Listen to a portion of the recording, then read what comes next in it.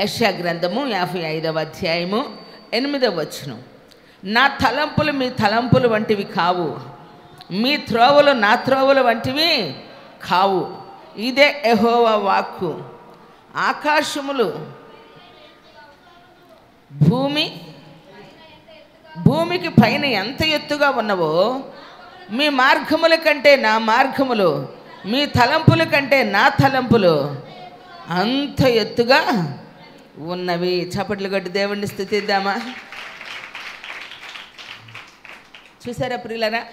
ఎందుకంటే మన తలంపులు వంటివి దేవుని తలంపులు కావు కనుక, మన త్రోవలు వంటివి దేవుని త్రోవలు కావు. మన కొరకు దేవుడు తలంచినటువంటి తలంపు ఎంత గొప్పదంటే, ఆకాశమునకు ఏమండి చూడండి అక్కడ రాయబడింది, ఆకాశము ఎంత ఆకాశములు భూమికి పైన ఎంత ఎత్తుగా ఉన్నవో, మీ మార్గముల కంటే నా మార్గములు, మీ తలంపుల కంటే నా తలంపులు అంత ఎత్తుగా ఉన్నవి. మనం ఎప్పుడు ఎలా ఆలోచిస్తూ ఉంటామంటే ప్రియులారా, మన చుట్టూనే మనం ఆలోచిస్తూ ఉంటాం. మనం ఒక గీత గీసుకుంటాం, ఆ గీతలోనే మనం ఉంటాం.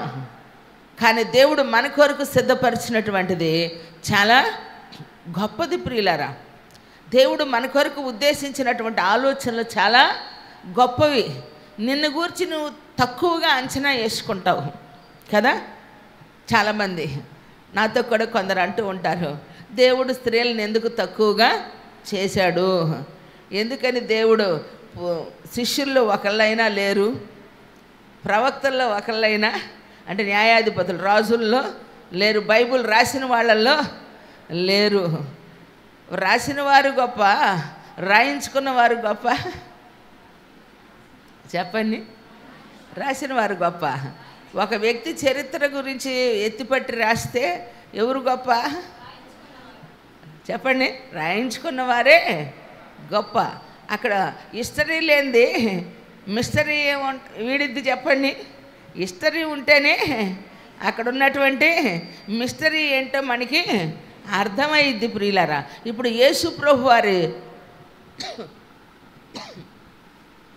చరిత్రను గురించి, ఆయన ప్రేమను గురించి, ఆయన గొప్పతనాన్ని గురించి ఆనాడు ఈనాడు ప్రతి ఒక్కరు కూడా తరం వెంబడి తరం పాటలు రాస్తూనే ఉన్నారు, పాడుతూనే ఉన్నారు. కొన్ని ప్రాంతాల్లో వినపడిందే వినపడుతుంది, అదే పాట, అదే కథ, అదే చరిత్ర. కానీ మనము సంవత్సరాలు గడుస్తూ ఉంటే ఆల్బమ్ల మీద ఆల్బమ్లు, పాటల మీద పాటలు, ఒకే ఒకరి చరిత్ర, అది మన ప్రభువైన యేసుక్రీస్తు వారిని గురించిన జీవిత చరిత్ర. కొట్టు చప్పట్లే గట్టిగా.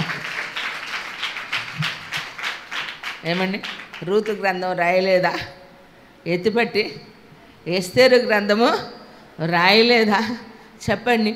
ఎందుకంటే మనిషిని గూర్చి దేవుని సన్నిధిలో శరీర సంబంధమైన వాటి విషయాల్లో మనల్ని మనం తక్కువగా అంచనా వేసుకోవాలి.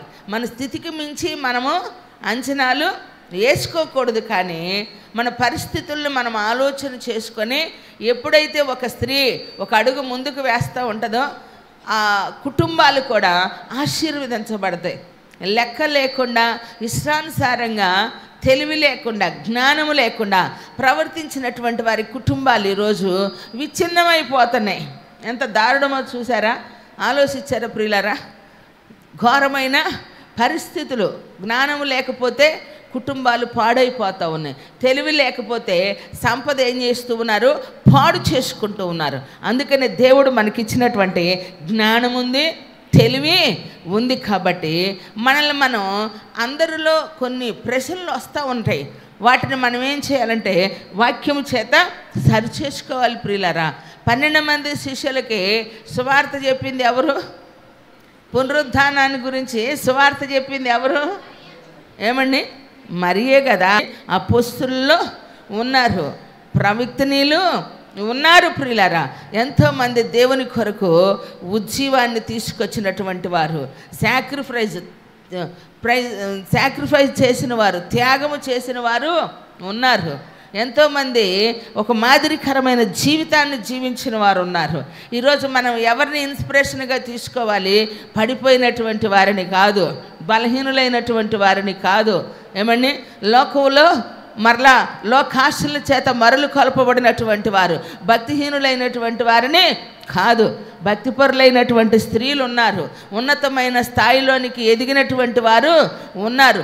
ఏ విధంగా వారు పైకొచ్చారు, ఏ విధంగా వారు నిలబడ్డారు, ఏ విధంగా వారు ఆశీర్వదించబడ్డారని దేవుని సన్నిధిలో ప్రియులారా ఎప్పుడు కూడా మనము ఒక ఇన్స్పిరేషన్గా, ఒక మాదిరిగా వాళ్ళ యొక్క అనుభవాలను మనము సేకరించినప్పుడు ఖచ్చితంగా నీవు కూడా ఒక విప్లవాత్మకమైనటువంటి స్త్రీగా, ఒక జ్ఞాని అయినటువంటి స్త్రీగా, ఒక తెలివి కలిగిన స్త్రీగా, ఒక కుటుంబాన్ని కట్టుకునేటువంటి స్త్రీగా, నీ జీవితంలో వచ్చిన సమస్యను ఎదుర్కొనేటువంటి స్త్రీగా ఎక్కడా కూడా నీ బలహీనతను కనపడనియో.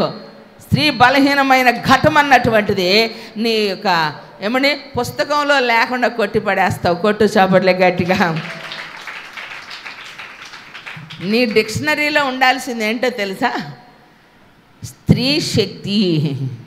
ఏమండి, సృష్టిలో స్త్రీ శక్తివంతమైన పాత్ర, అది మన టైటిల్ అండి.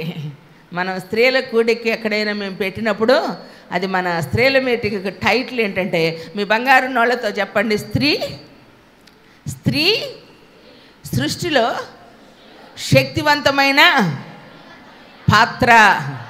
మీ పక్క వాళ్ళని చూడండి, పక్క వాళ్ళని చూడండి, చెప్పు, అమ్మాయి అక్కో నువ్వు మామూలు దానివి కాదు, అట్ట తిట్టేటట్టు కాదు.